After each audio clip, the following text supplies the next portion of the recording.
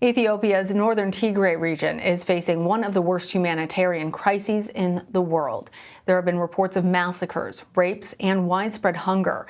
Millions have been displaced and thousands killed since the fighting began in November last year. The United Nations says more than 350,000 people in the conflict-torn region are living in famine conditions. Thousands of children are severely malnourished and at risk of dying. Ethiopian and Eritrean soldiers have also been accused of using rape and other forms of sexual violence as a weapon of war. For more on this, I want to bring in Lynsey Addario. She is a photojournalist and recently went to Ethiopia to cover this crisis. And we want to warn our viewers that the reality of the situation is disturbing, and some of the images you're about to see are graphic. Lynsey, what did you witness in the Tigray region? Well, all across the areas I was able to access, there are women who recount stories of having been raped, gang raped, held as sex slaves in military camps. There are civilians being shot and sometimes killed in crossfire. I witnessed people who can't get access to food distributions, humanitarian agencies who can't get food to certain areas, children who are severely malnourished. Hospitals that have been looted with from all of their equipment. So it's pretty dire. Lynsey, as I mentioned, all sides of the conflict have been accused of using rape as a weapon of war. You photographed and spoke with several women who had been raped, and I want to show our viewers a photo you took of a teenager named Rahel. Could you tell us about her story? When I met Rahel, she was in a hospital. She was about 5 months pregnant and awaiting an abortion because she had been gang raped in November by 3 different soldiers as she was trying to make her way back home when the conflict started. And she was so traumatized. Of course, it's a very delicate balance to talk to a woman or anyone who has been assaulted after this. And she said how when she went home to her mother and she realized at some point that she was pregnant, she told her mother she might be pregnant and that what had happened to her. And her mother said, "How can you have the baby of these killers?" and kicked her out of the house. And she was able to go to her aunt's house, who advised her to then terminate the pregnancy. And when I met her, she was being treated by Doctors Without Borders, and she was in a hospital in Abiadi. And she was just 19. Children have obviously been casualties of this crisis. Tell us more about how this war has affected the children there. I'll just continue a little bit more. She was 19, but I interviewed 9 women, some women as old as 80 years old. So there is no limit to the assault that's going on women. And I think that there will be hundreds, if not thousands, who are traumatized and dealing with unwanted pregnancies and the abuse that they suffered. As far as children are concerned, I saw children who are severely malnourished, people who cannot get access to food, people who have been in hiding in the mountains and caves away from their villages because they're so terrified of being attacked again.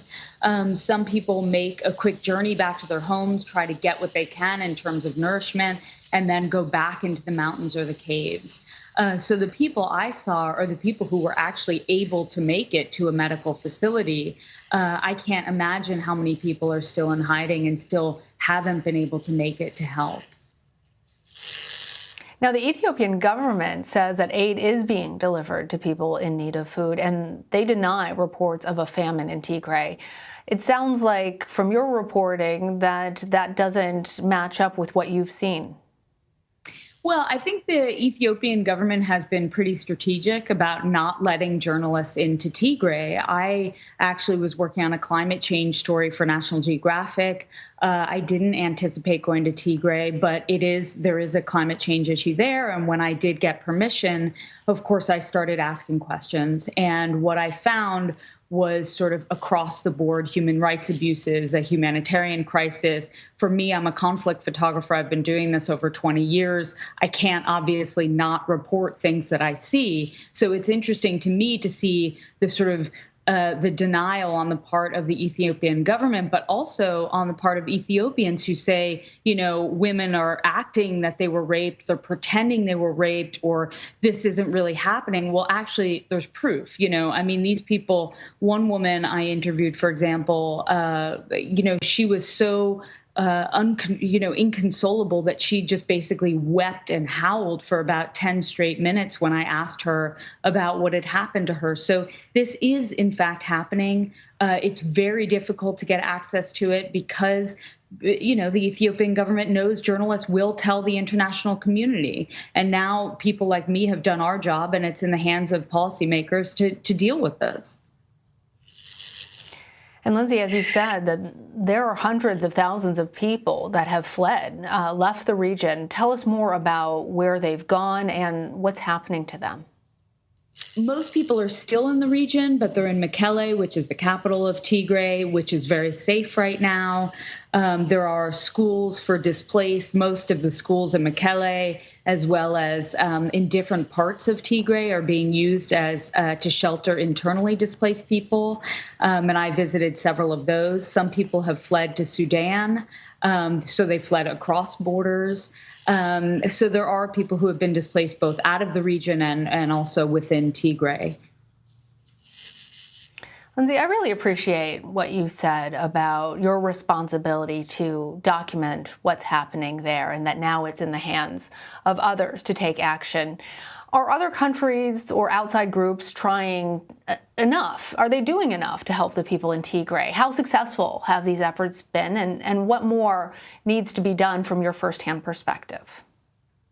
I think one of the most difficult things is that there is very little access. So there's very little information coming out from Tigray. So I think in general, the international community has been pretty overwhelmed with COVID and this new Delta strain of the coronavirus. I think their attention has been on other things lately. And so when you have a conflict where the government makes it almost impossible to access, the international community is also having a difficult time accessing, and they're also scared of being kicked out and not being able to serve the people of Tigray. So they're being sort of they're not sort of speaking on the record very much. I think you have a situation where it makes it almost easier for the international community to turn a blind eye because there's so little information, and there are so many other issues in terms of COVID and everything else going on. So I think, as far as I know, there are countries who are starting to motivate, who are taking the information of networks and also the journalists who have gotten inside. The New York Times had a journalist kicked out of Ethiopia. So I think it's time to actually take a look at why there's so much censorship going on there. Lynsey Addario, thank you so much for joining us and for not turning a blind eye. Thank you.